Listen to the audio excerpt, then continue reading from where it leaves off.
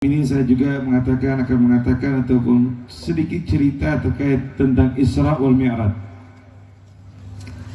Isra wal Mi'raj atau Isra itu perjalanan yang sangat luar biasa, hadirin rahimakumullah.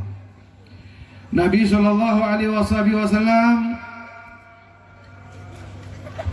ketika itu ada yang mengatakan di rumah Ummul Hani, ada yang mengatakan di dalam satu tempat sahabat dan lain sebagainya. Ada yang mengatakan di Masjidil Haram, ada yang mengatakan di Baitul Hani, ada yang mengatakan tempat-tempat yang lain. Tapi riwayat yang paling kuat mengatakan di rumahnya Ummul Hani. Bainama Nabi sallallahu alaihi wasallam fil hijr indal baiti baina ar-rajulain muttaji'an إذ أتاه جبريل وميكائيل ومعهما ملك الآخر فاحتملوه حتى جاءوا زمزم فاستلقاه على ظهره فتولاه منهما جبريل فشق من ذرة نهره إلى أسفل بطنه ثم قال جبريل ميكائيل ائتني بطست من ماء زمزم كيما أطهر قلبه وأشرح صدره فاستخرج قلبه فغسل 3 مرات ونزع ما قال به من أذى واختلف إليه ميكائيل بماء زمزم في 3 طاسات ثم عطي بطست من ذهب ممتلئ حكمة وإيمانا فأفرغه في صدره وملأه حلما وعلما وإسلاما ويقينا. Nabi suatu ketika ada di rumah, datang kepada Nabi Shallallahu Alaihi Wasallam 2 sosok malaikat yang sangat luar biasa. Ini fase sebelum berangkatnya Nabi Isra Mi'raj. Nabi ditelentangkan di belah dadanya Nabi Shallallahu Alaihi Wasallam, diambil hatinya, dibersihkan. Jangan mikir di belah dada Nabi, yang ngerjain malaikat. Ala idznillah, dengan izin Allah. Gak usah nanya bagaimana caranya, pakai bius atau tidak. Dibelah oleh malaikat, diambil hatinya, dibersihkan dengan air zam-zam dengan 3 kali cucian. Ditambahkan oleh malaikat Mikail keyakinan, keislaman, keteguhan. Artinya apa? Bukannya kurang, tapi ditambah dan ditambah dan ditambah. Karena Nabi Muhammad ini bakal ketemu dengan Sang Pencipta Allah Subhanahu wa Ta'ala.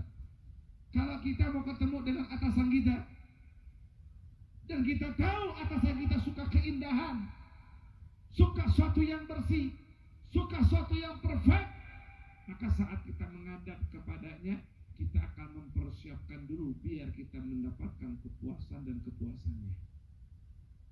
Sama seperti baginda Nabi Muhammad yang sudah sangat indah, ditambah keindahannya dan ditambah terus oleh Allah Subhanahu wa Ta'ala, karena akan berjumpa dengan sang kekasih, yaitu Allah Subhanahu. Ketika sudah dibelek, ditambah dengan dicuci dengan air zam-zam dan lain sebagainya, summa utiya bil burak musrajan muljama, kemudian didatangkan kepada Nabi Muhammad kendaraan namanya burak. Burak ini kendaraan para nabi dan rasul. Ada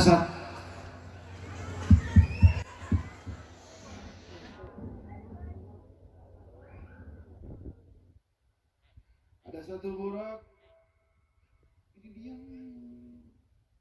gak nafsu makan, gak nafsu ngapa-ngapain, karena dia berkeinginan sepanjang hidupnya ingin ditumpangi, ditunggangi oleh Nabi akhir zaman. Tanpa suatu hal, di dalam hati keinginannya sangat kuat, sangat kencang. Ini burak yang kurang rapi lah di antara burak-burak yang lain.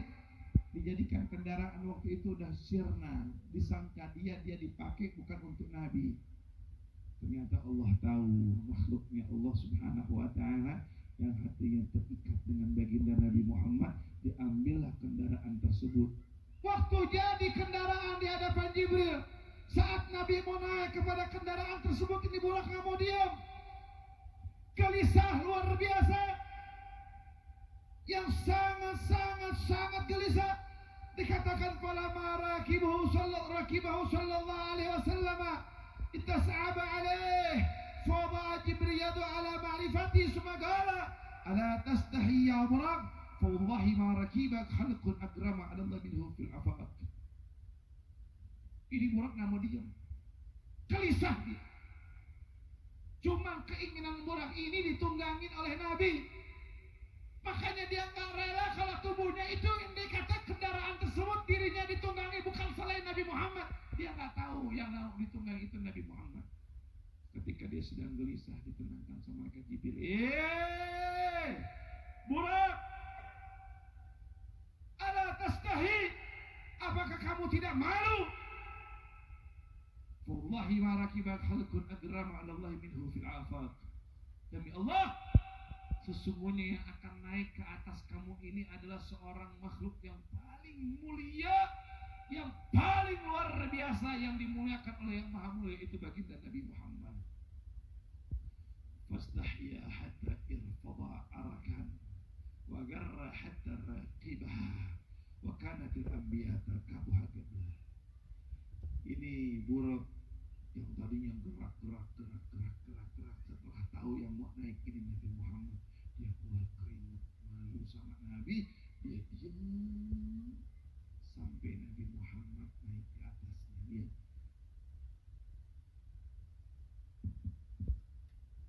Dia ibu jangan ngobrol lagi, ceritain Nabi Muhammad. Ini tahu kemuliaan Nabi Muhammad, ini tahu kemuliaan Rasul Sallallahu Alaihi Wasallam, baru diam. Hadirin rahimakumullah yang dirahmati oleh Allah Subhanahu wa taala. Fantalaqa bi Jibril wa Mika'il fasaru hatta balagu ardan data nakhlin faqala lahu Jibril inzil fasalli hahuna fafa'ala summa ar-rakib faqala lahu Jibril atadri aina salat faqala la qala salita bi Thaibah wa ilaiha al-muhajjarah. Saat Nabi Muhammad sedang terbang dengan kendaraan ini berangkat di satu tempat yang indah, banyak pohon kurma. Kata malaikat Jibril, turun ke bawah. Turun ke bawah. Ketika itu kata malaikat Jibril disuruh sholat 2 rakaat. Nabi sholat sunnah 2 rakaat di situ. Setelah Nabi Muhammad sholat sunnah 2 rakaat, ini malaikat Jibril mengatakan, atadri aina tusalli ya Muhammad. Wahai Rasulullah, atadri aina salat? Apa kamu tahu di mana kamu salat tadi wahai Rasulullah? Faqala la salaita bi Thaibah wa ilaiha al-muhajara. Kamu tadi salat di Thaibah. Thaibah itu Madinatul Munawwarah. Kamu salat di Thaibah wa ilaiha al-muhajara. Enggak lama lagi nanti kamu bakal hijrah ke sana wahai Rasul sallallahu alaihi wasallam. Kemudian berangkat lagi Nabi Shallallahu Alaihi Wasallam. Ketika berangkat Nabi Shallallahu Alaihi Wasallam suruh turun lagi. Ketika suruh turun, Nabi sholat 2 rakaat di sana. Ditanya lagi, atadri aina salat? Ya Rasulullah, sallu ala Nabi, sallu ala Nabi, sallu ala Nabi. Ya Rasulullah, atadri aina salat? Wahai Rasulullah, apakah kamu tahu di mana kamu salat? Qala la, salat di Madyan inda syajarati Musa. Kamu salat di Madyan, tempat pohonnya Nabi Allah Musa. Fantalaka al-Buraq yahwi bihi summa qala lahu Jibril inzil fasalli hahuna. Berangkat lagi di Buraq. Dalam tengah-tengah perjalanan disuruh turun lagi, turun Nabi Muhammad, turun Buraq, salat 2 rakaat di situ Nabi Muhammad. Ditanya lagi, atadri aina salat? Wahai Nabi, kamu tahu di mana kamu salat? Qala salat bi Tursina. Kamu salat di Bukit Tursina. Bukit Tursina itu haitsu kalamullah Musa, di mana Allah ngajak Nabi Musa untuk berbicara. Bayangin. Nabi Musa waktu minta jumpa dengan Allah dikasih tempat di Bukit Tursina.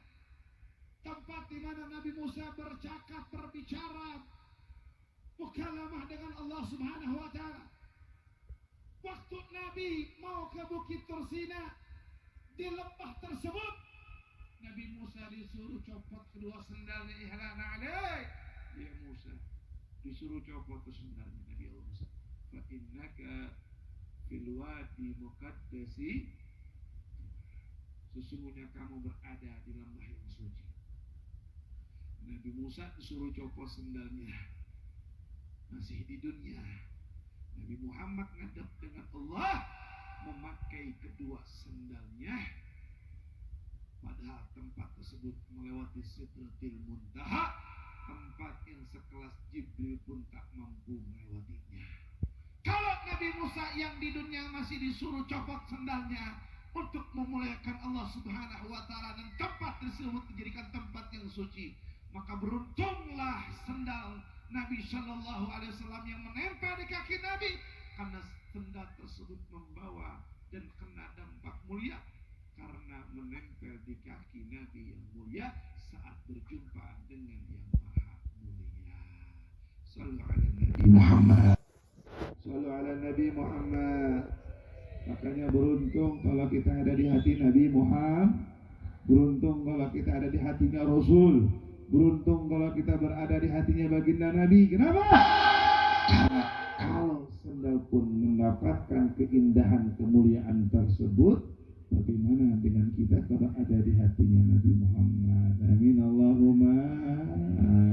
Allahumma ja'alna minhum. Semoga kita termasuk dikategorikan orang-orang yang ada di dalam kategori tersebut.